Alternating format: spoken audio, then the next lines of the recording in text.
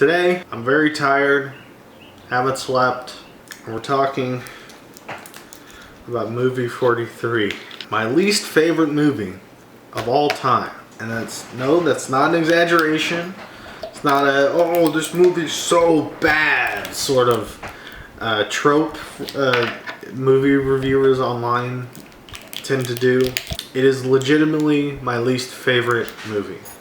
I'm gonna attempt to explain to you why. A couple years ago I did a review of movie 43 and I did a whole watch along with Christian years ago now.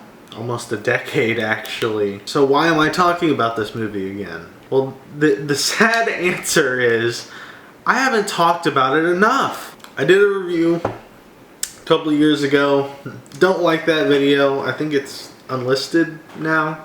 I really don't think I explained why this movie of all movies is my least favorite. Like, there's plenty of bad movies out there. Why is this the one that I hate so much? So I'm gonna try and do that today, and hopefully I will have said my piece about this dog shit movie.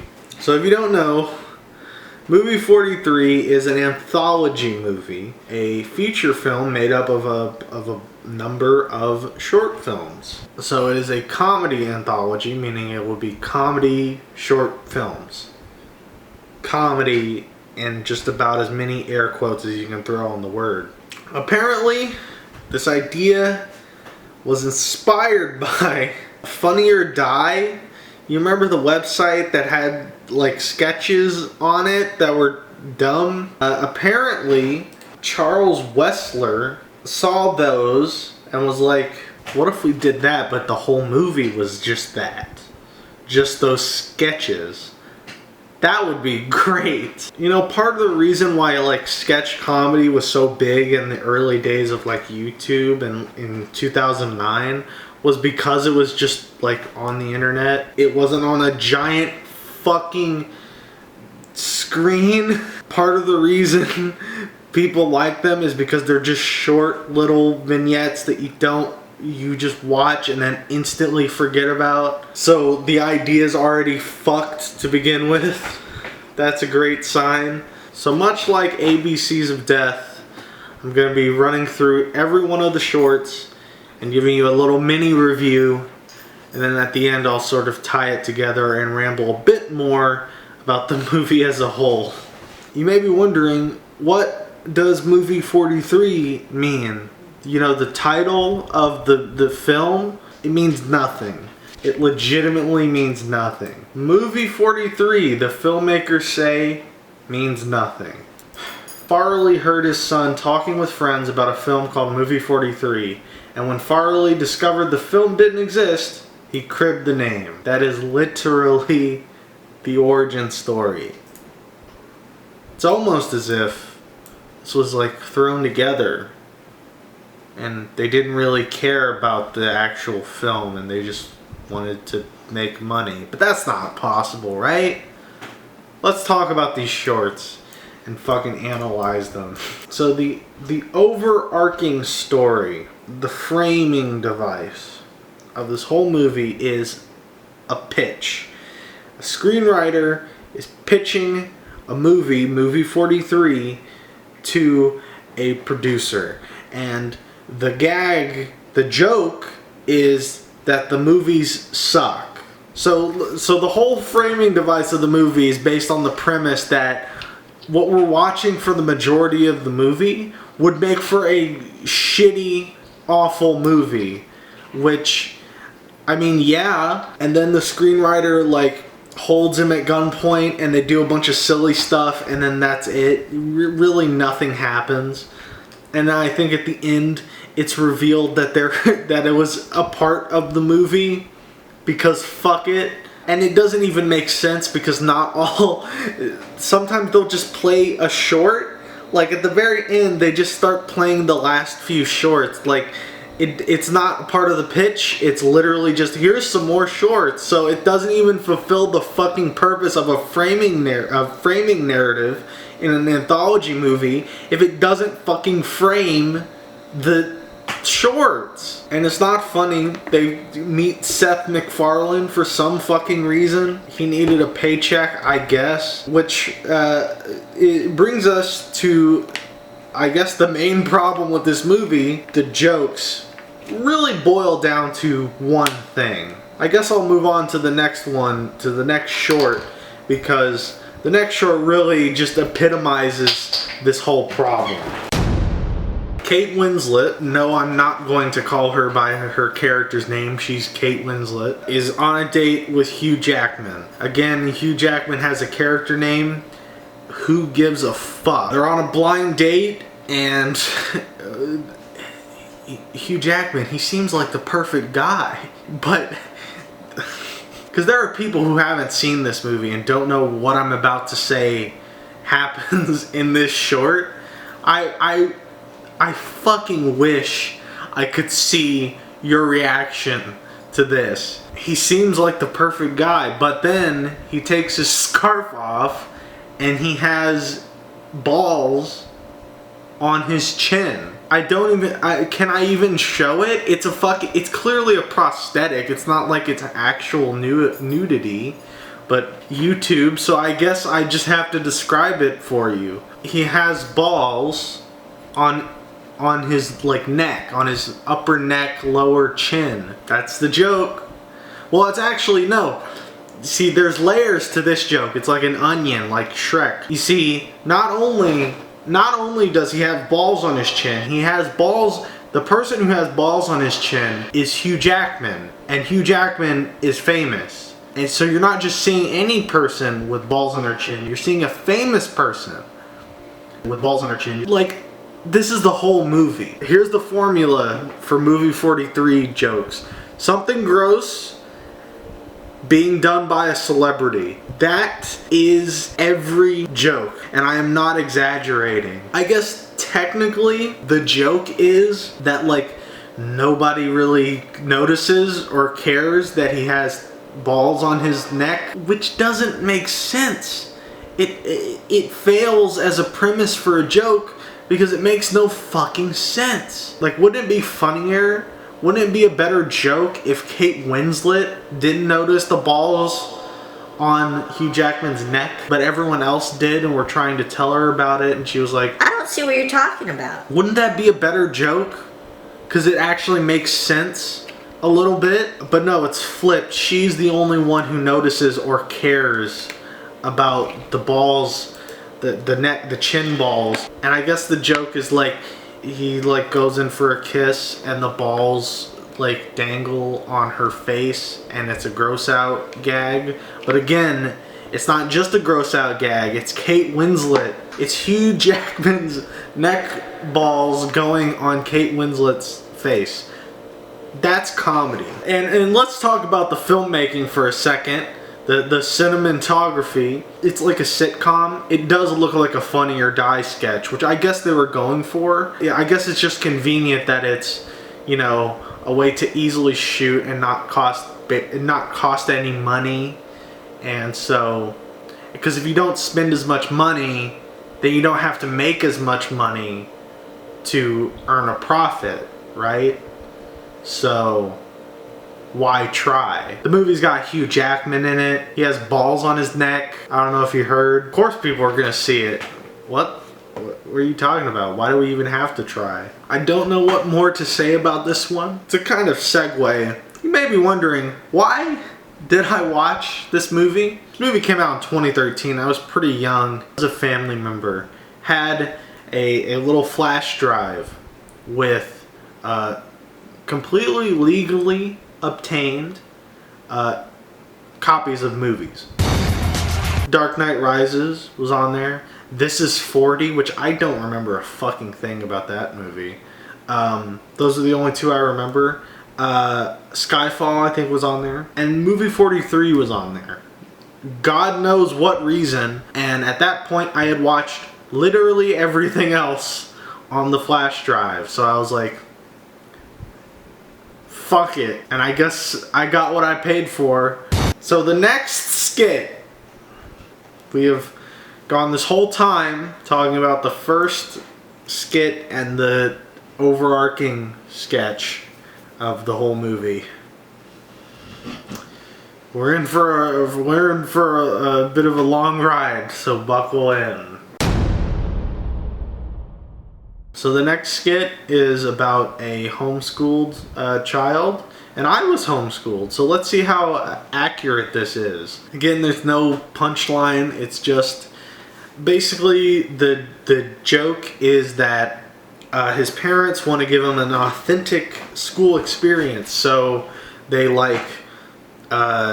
they bully him and they make fun of him and they do normal school things. His mom kisses him.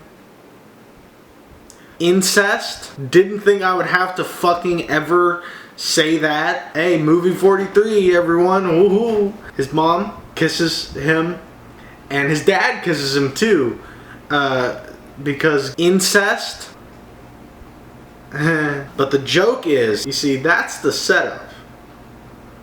Kind of. It's really not it's a really lame and contrived setup. The neighbors of this kid come along and they're listening to these stories that the parents are telling them about how they incest, and then the kid comes down and it's like, oh, he seems fine, he seems to actually be taking this well. And then the joke is that he has a mop with his mom's face plastered on it, and he calls the mop his girlfriend. Incest, and that's the joke, because it's clever. It's a reversal of expectations, because you expect the kid to be fucked up, and then he turns out to be fucked up. Well, for a second you think he's not going to be fucked up, but then he is. So that's the joke. And also the incest, I get it. Like, I what the fuck? No, I don't. Let's move on from this segment as quick as we fucking can, because incest, Jesus Christ. Oh God. So the next segment stars Chris Pratt. It's me! I love lasagna. And he's in a long-term relationship with Anna Faris. Again, I'm not using the character names. And he's thinking about proposing. Before he could propose, get this, you're gonna be fucking, this is a knee slapper, okay? Before he can ask her to marry him, she asks him to shit on her. That's the premise for this skit, and that's literally it. Again, it's literally just that gag of Anna Faris saying, "Will you poop on me?" for the trailer. Will you poop on me? That's the gag. Like, the rest of the skit is just Chris Pratt's like, poop? Oh, I don't know if I could poop on Anna Faris. Like, yeah, we get the joke. That was the joke. And then at the end he does like poop everywhere because he gets hit by a car. And then it's like, what was the point?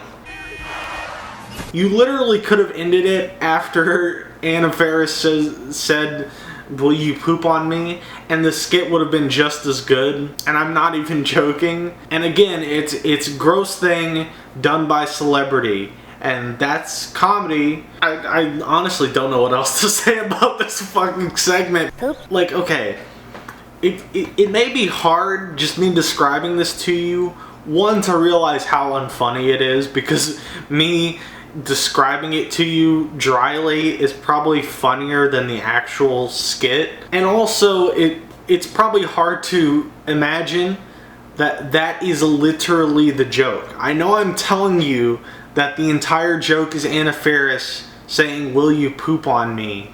But that is the entire joke. They don't build on it at all. There's no reversal of expectations.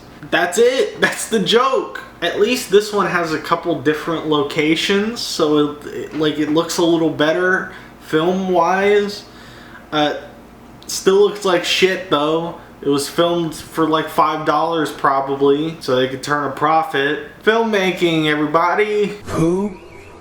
There's a night shift worker at a grocery store, and his ex, Emma Stone, comes in, And I honestly don't even get the joke of this segment. I can't believe you sucked off that hobo for magic bean. He was a wizard, Neil. It is LOL random. Like, I don't understand. I guess the joke is that the intercom was on, so the whole store hears this conversation. Which is just the lamest fucking joke. Like, this is hack guide to jokes. I'm pretty sure I saw this exact same joke on like Ned's Declassified, and then they get back together at the end, and I guess it's like a parody of like rom-coms, and that's the skit. It's filmed in one grocery store, and it's just shot reverse shot, and then every now and then inserts of people going, "Whoa, that's crazy," and then that's it. Don't. What the fuck else is there to say? I think this is why I didn't like my first video, because it was mostly like, what do you say about this shit? The best way for me to describe it to you and describe how unfunny it is to you would be to just show you the entire movie and let it speak for itself. So the next skit is a fake advertisement, which is great for a framing device that is specifically geared around making films and not fucking advertisements. Is it too much to ask that the framing device actually fits with all of your shorts? I guess it is, because that would have probably been too much effort. It is an iPhone parody where they show naked women. So that's funny. They're not just naked, they're MP3 players, they can play music. Double funny. Is it just a dream woman? Am I right, guys? That is the joke. Film. Oh yeah, this is movies. Again, what do I say? There's no setup. Like, they thought of the premise, and it's like, oh, that would be a funny premise. And the skit is the premise, and then that's it, and then it's over. Like, I guess they kind of expand on it with the whole penises being chopped off, because they try and fuck the... But like, the payoff is just that they film a different commercial. Okay. The next one.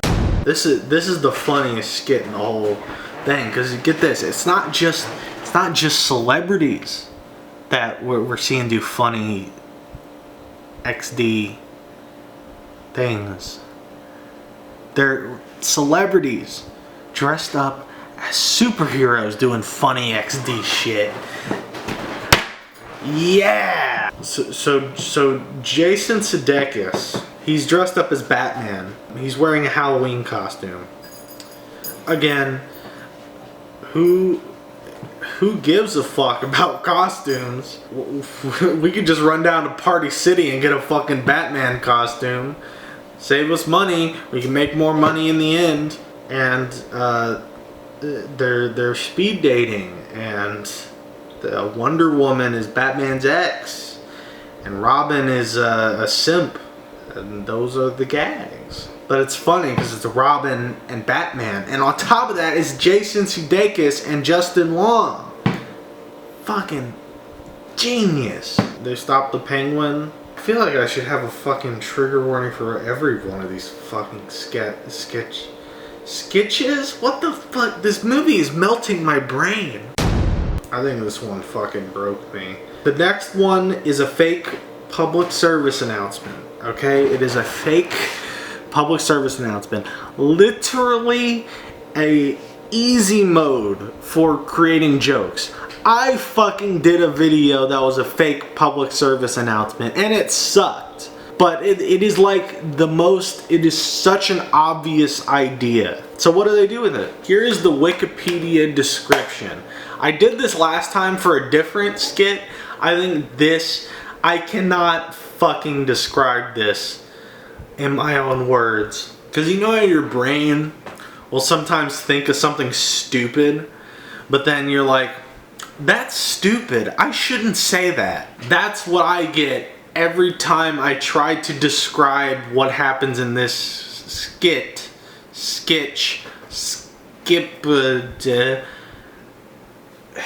in my own words. So I'm just gonna read the fucking Wikipedia article because that's what it is. A faux public service announcement about children stuck in machines and how adults' criticism of these particular machines affect the feelings of the children stuck inside the machines. Remember, machines, they're full of kids.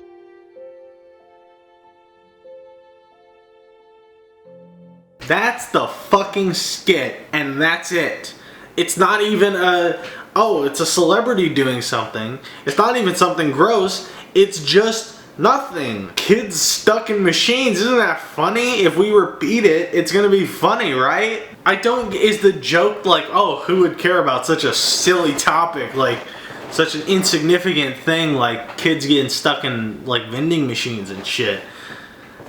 Is that the joke? I don't know why I'm trying to find answers to this. Like, it was obviously just a rush job, as I've mentioned multiple times already. Do whatever. If we have big names in it, people will see it, we'll make a profit, and then we could write the expenses off on our taxes. But you couldn't have like tried just a little bit? Just a little? You know, there's tons of movies made for money. In fact, every movie is made for money. It's a product. But like, you can also try, like, it's not mutually exclusive. You can make art and make money. Isn't that cool? Moving on, I just want to be done. How fucking far are we? How many more skits? 1, 2, 3, 4. Okay, thank God. The joke is two middle schoolers are on a date and the girl gets her first period and that's it. And the boy is like, oh, I don't understand what's going on. And then the older brother is like, oh my God, we gotta do whatever we can to stop this. And then the kid who's on the date doesn't understand what a period is, and that's the joke. And then Patrick Warburton farts, and then they watch a tampon commercial, and the joke is a shark eats the woman because the shark like smells blood. So, I think this happened last time. This is exactly what happened last time. As I started describing every skit, it just becomes a fucking downward spiral, and I just lose all hope. After the first few, you're like, okay, I get it. But like, this movie's still going. Like, oh, what's the next one? Do you want to know? Two guys find a leprechaun and they want his pot of gold. And that's it. I'm gonna cut off your balls and feed them to you. They like torture him and it's like a hostage situation, I guess. But it's Johnny Knoxville.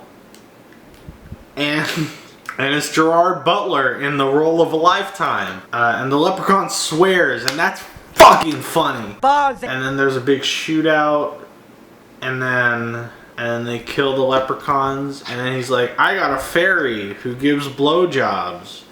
And then they meet, and then there's a fairy who's like, I'm a fairy who gives blowjobs. And that's it. Again, no like reversal of expectations, nothing. It's just the premise, and then like the premise happens, and then it ends. And I get this is like getting repetitive as a video because I'm just saying the same things, but imagine the repetitiveness of this video but over the length of a movie, and it's even worse. Halle Berry and Stephen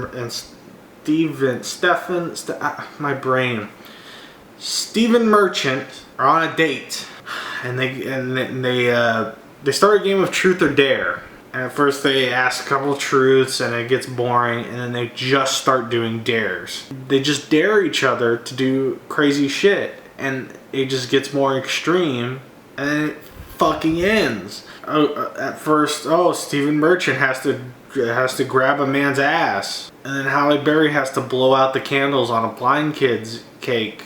And then they get plastic surgery, tattoos. And the joke is that they're like, they've gotten a lot of plastic surgery, so they look different. And also Stephen Merchant looks Asian. He looks like an Asian man. And Halle Berry says, I'm not attracted to Asian men. Just kidding. Did you laugh at that one? Genius. How do I write jokes like this? Oh wait, I can. Honestly, anyone can. Snooki's in this one. I don't even fucking remember Snooki being in it. And that's the last one before they do the whole climax of the whole overarching story. There's like a shootout in the garage. This movie just blends together for me. It's not technically the last skit. There's one that plays like mid-credits, but I don't give a fuck. I want this to be over. You're black, they're white. The funniest part of this skit is in the credits. They list the actors on the white basketball team as like white guy number 1, white guy number 2, white guy number 3. I laughed at that. I don't even think that was supposed to be a joke. I think that was just literally like the casting calls, like casting white guy number 1. And thank God it's over. Well, it's not. I still have to describe it to you, but and give my overall thoughts, but I don't have to fucking describe what happens anymore. So, movie 43. Is it good? No. If everything up till now didn't convince you, no, it is not good. Don't watch it. Now, I think I've done a pretty good job explaining why it's bad, why it's not good. You see, the problem I have with my last review is that I ended it here. Just saying it's bad, it sucks, don't watch it. I went on a little bit about like the cynicism, how it was just made for money to make a profit, but I didn't really talk about why I feel that this is the worst movie I've ever seen. Because that's a big claim.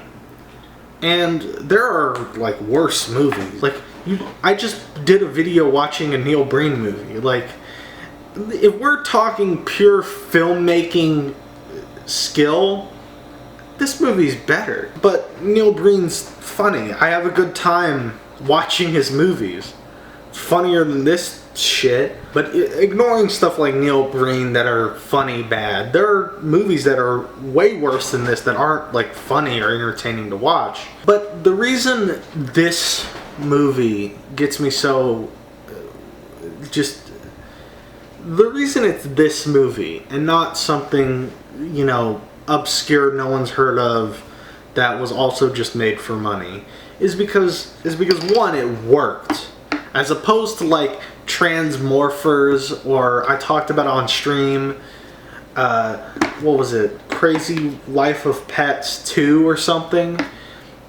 Like those are garbage movies, but they don't really make that much. Like this made $30 million off a $6 million budget. They almost certainly made a profit, probably small, but they made something. They didn't fucking promote this movie. None of the actors did promotion, so there's no extra money beyond that $6 million. They got away with it.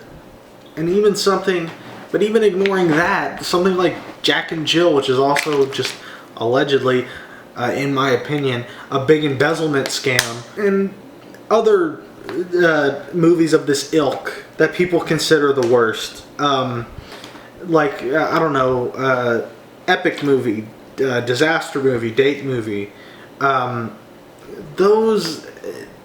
fact that they're parodies, the fact that they're so bad, I do kind of get like just a tiny, teeny hair of enjoyment from it. The fucking scene in like Disaster Movie with Kung Fu Panda. Oh, hell no, Kung Fu Panda. Oh my god, it's Kung Fu Panda. Get ready to feel the thunder!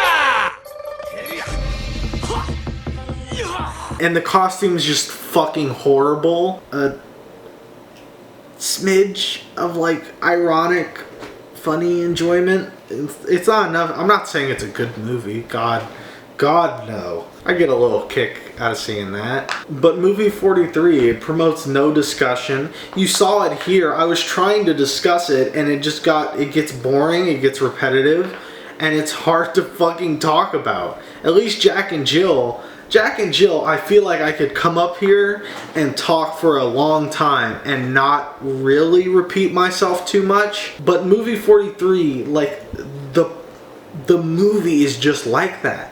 It's not fun to talk about. And it's not even like it's enjoyable while you're watching it and then you forget about it and it promotes no discussion, but whatever. It wasn't enjoyable while I was watching it. Not to mention the other movies don't have the horribly cynical, like, celebrity aspect. Oh, it's a celebrity doing a funny thing. Don't you love celebrities?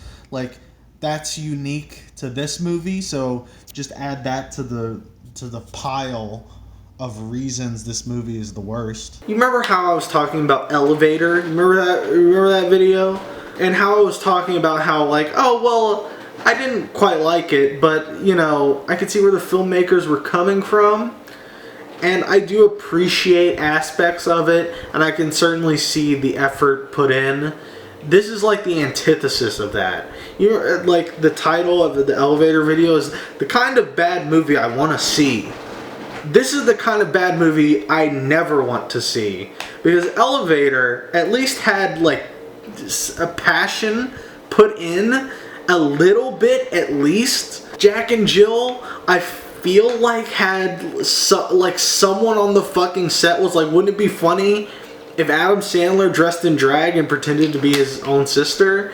Wouldn't that be funny? Like, at least one person was like that, and then no one else gave two shits. But movie 43, I honestly feel like nobody gave a single shit. And there are movies that are, like, technically worse, but this is my least favorite. And I swear to God, I turn out happy with this video, and that I never have to talk about this piece of shit movie 43 ever again. Thank you all for watching. I hope you enjoyed. I really do hope this is the last time I have to talk about this shit. And next month, when I do a movie review, I do movie reviews every month, by the way.